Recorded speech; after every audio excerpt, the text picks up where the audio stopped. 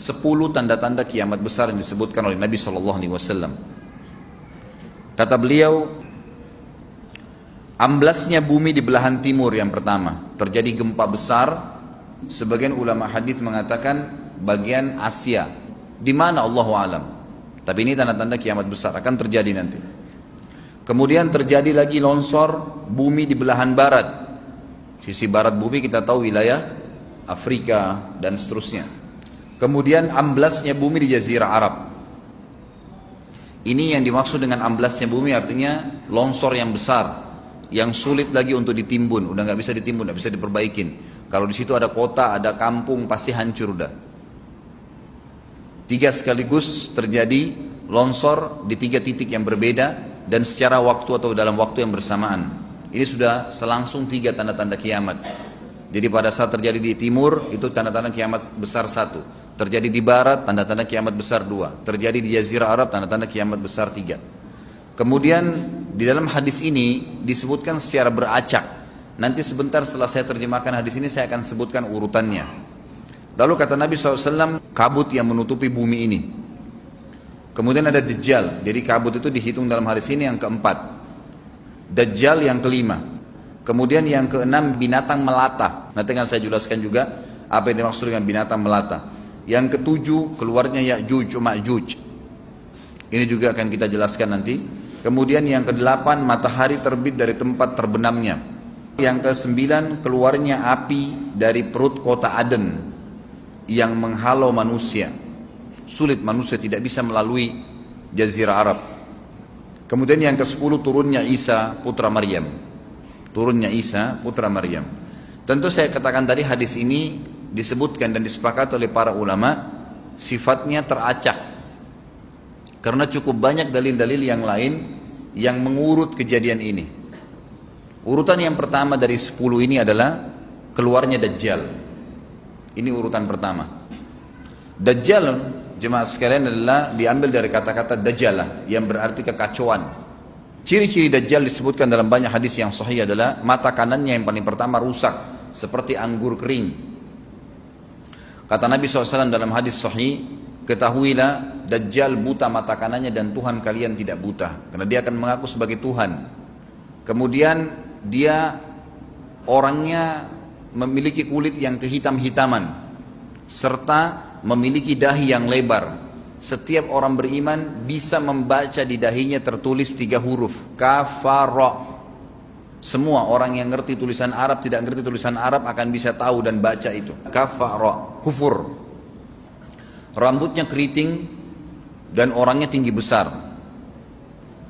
Kata Nabi SAW, kalau kalian dengar Dajjal keluar di satu lokasi, maka menghindarlah.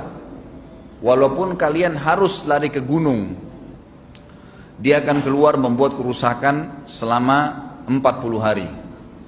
Kata Nabi SAW, 40 hari itu sehari seperti setahun, sehari lagi yang kedua seperti sebulan, hari yang ketiga seperti sepekan, dan sisa harinya seperti hari kalian. Dia akan keliling muka bumi semuanya, dan kata Nabi SAW, seluruh bumi ini akan dimasuki oleh Dajjal. Tidak tertinggal satu lorong, gang, jangankan kota atau desa, kecuali Dajjal akan masuk ke dalamnya, kecuali Madinah dan Mekah. Tidak bisa dimasuki oleh Dajjal.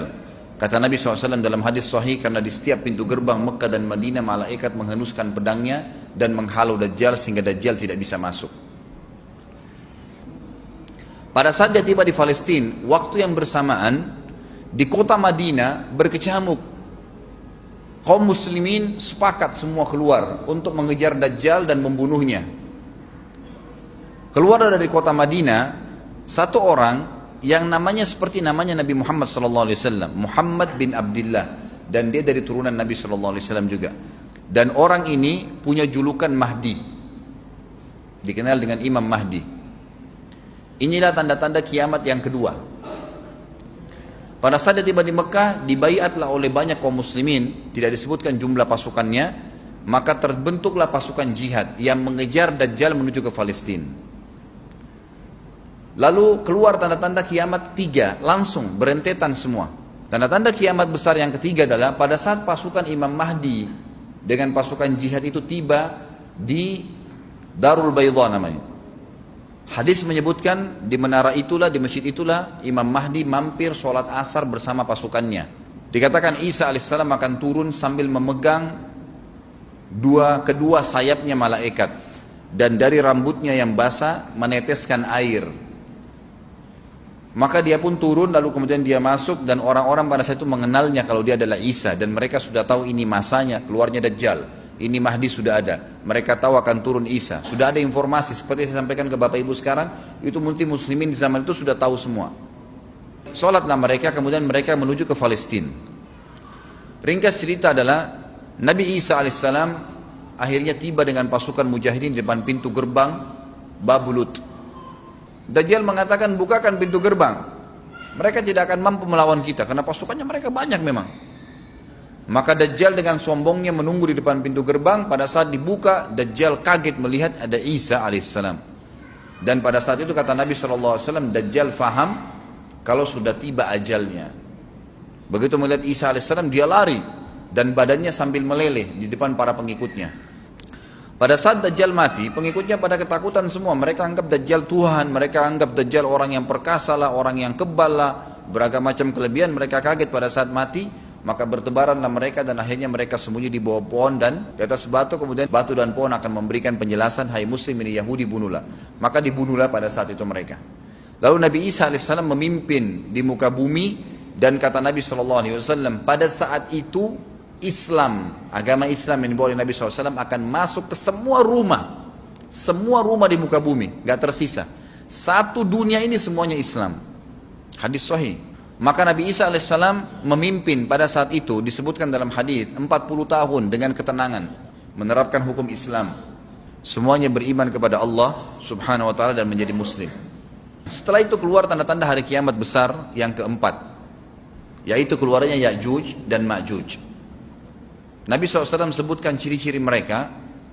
Mata mereka sobekannya kecil sehingga mata mereka kelihatan seperti sipit, tapi bola matanya besar. Mereka memiliki rambut yang keriting dan mereka memiliki poster yang umumnya seperti poster manusia. Ada hadis yang berbunyi mereka akan mendatangi sebuah sungai, kalau tidak salah namanya sungai Tibria, airnya banyak mengalir. Kata Nabi SAW, mereka semua minum air sungai itu, dan yang terakhir dari mereka datang sudah nggak dapat air. Artinya air sungainya habis diminum. Bayangin berapa banyak jumlahnya itu. Pada saat itu Nabi SAW mengatakan, Allah berfirman kepada Isa, berkata, wahai Isa, aku akan mengeluarkan hamba-hambaku yang tidak ada seorang pun dari kalian bisa mengalahkannya, termasuk Isa alaihissalam, nggak bisa mengalahkan. Maka selamatkanlah dirimu bersama dengan pengikut-pengikutmu ke gunung Tur namanya. Jadi memang Ya'juj ini ciri khasnya, kata Nabi SAW, mereka memakan apa saja. Jadi bukan seperti manusia normalnya. Mereka membunuh semua yang bukan seperti mereka. Sampai-sampai kata Nabi SAW, tidak ada yang bisa mengalahkan mereka dan jumlah mereka sangat banyak. Salah seorang di antara mereka tahu dia akan mati kalau sudah punya 1000 anak. Kata Nabi SAW dalam hadis Bukhari, kecelakaanlah bagi orang-orang yang ada di Jazirah Arab. Kemungkinan besar makna ini adalah tempat mereka dekat dengan Jazirah Arab.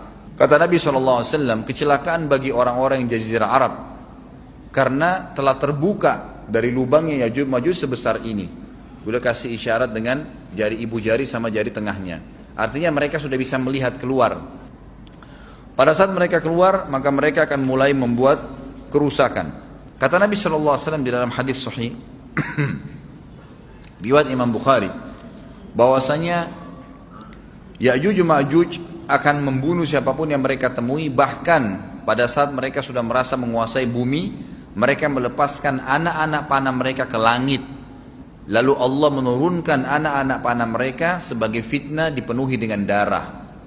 Maka mereka berkata, kami telah membunuh semua yang ada di bumi dan semua yang ada di langit. Kata Nabi SAW, Allah lalu mengizinkan Isa untuk berdoa kepada Allah agar memusnahkan mereka. Maka Isa alaihissalam pun akhirnya berdoa, meminta kepada Allah subhanahu wa ta'ala agar mereka semua dimusnahkan. Maka pada saat itu pun Allah subhanahu wa ta'ala menurunkan kepada mereka hama. Sebagian hadis menyebutkan serangga kecil seperti cacing, banyak sekali yang menimpa tubuh-tubuh mereka. Setiap orang satu. Dan itu membuat mereka mati. Kemudian setelah itu Isa alaihissalam memimpin lagi di muka bumi sampai beliau meninggal. Setelah Isa alaihissalam meninggal, kembali lagi sebagian besar manusia berbuat kekufuran. Maka Allah subhanahu wa ta'ala keluarkan tanda-tanda kiamat besar yang kelima. Yang kelima ini adalah keluarnya hewan atau binatang melata. Binatang melata ini disebutkan dalam hadis yang sahih riwayat Bukhari, bahwasanya Allah SWT akan keluarkan, tapi tidak disebutkan dari bumi mana dia keluar. Dia akan keluar hewan melata yang bisa berbicara seperti manusia dan badannya dipenuhi dengan bulu. Allahu a'lam bagaimana. Kemudian dia datangi orang-orang yang kufur tersebut dan menasihatin dan mengingatkan mereka. Yang tidak mau beriman, dalam hadis dikatakan dicap oleh hewan tersebut. Allahu a'lam dicap seperti apa, sehingga ketahuan mana yang kafir, mana yang beriman. Terus dia keliling di muka bumi tapi tidak disebutkan berapa lama. Lalu kemudian Allah lenyapkan si dabbah ini. Kemudian datang tanda-tanda kiamat yang ke-6. Tanda-tanda kiamat yang ke-6, 6, 7, 8. Itu berentetan semua. Longsor besar di timur, di barat, dan di jazirah Arab. Ini tanda-tanda kiamat terjadi serentak. Sudah 8. Kemudian terjadi yang ke-9, keluarnya api dari negeri atau dari kota Aden. Kota Aden ini di Yaman ya. Tentu hadis menjelaskan tentang masalah api yang keluar ini, artinya api bukan main-main, ini bukan kebakaran sebuah masjid atau sebuah bangunan 10 tingkat. Api ini bisa menghalau manusia untuk jalan karena panasnya. Sebagian riwayat menjelaskan api tersebut akan berdiri seperti gunung yang besar dan dari seluruh pelosok dunia bisa kelihatan. Kita bisa bayangkan bagaimana itu. Yang akhirnya akan menggiring atau menghalangi orang-orang untuk jalan, susah. Sebagian ulama hadis mengatakan mereka nggak bisa jalan, tidak bisa ada penerbangan, tidak bisa ada orang jalan karena panasnya bumi ini dari api tersebut. Dan itu memang kemungkinan besar akan keluar satu waktu, Allahu a'lam kapan. Dan yang terakhir tanda-tanda kiamat sebelum ditiup sangkakala adalah terbitnya matahari dari tempat terbenamnya. Dan ini sudah terakhir sekali. Makanya kata Nabi SAW, taubat akan diterima sebelum matahari terbit dari tempat terbenamnya. Artinya selama yang lain itu masih ada, masih bisa taubat. Kalau sudah itu, sudah sulit. Ini tanda-tanda kiamat. Sebagian ulama memasukkan tanda-tanda hari kiamat kecil, ada yang masukkan tanda-tanda kiamat besar. Ada dua hal. Yang pertama itu adalah keluarnya Dzu Suwakatain. Ada orang dari negeri Habasyah dikenal dengan Dzu Suwaka. Dzu Suwaka ini sak artinya betis. Diberikan julukan Dzu Suwaka karena betisnya sangat kecil. Orang ini, Bapak Ibu sekalian, kata Nabi SAW akan menghancurkan Ka'bah. Dan kata para ulama pada saat itu memang manusia sudah sunyi, nggak ada lagi yang datangin Ka'bah. Orang-orang sudah lalai gitu kan.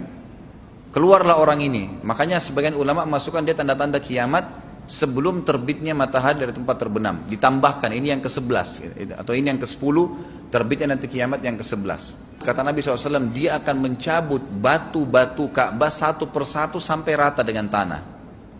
Dan saya sedang dilihatkan oleh Allah sekarang bagaimana pada saat dia mencabut batu itu. Hadis sahih riwayat Bukhari Muslim. Yang terakhir, yang kedua, yang berhubungan juga dengan tanda-tanda kiamat, ada yang memasukkan kiamat kecil, tapi ini lebih dekat dengan kiamat besar. Orang yang terakhir meninggal itu adalah orang dari asli suku Madinah yang sedang mengembala kambing. Kata Nabi SAW, orang yang terakhir meninggal dari kalian kalangan manusia, semua orang sudah mati tinggal dia sendiri, tapi dia nggak tahu.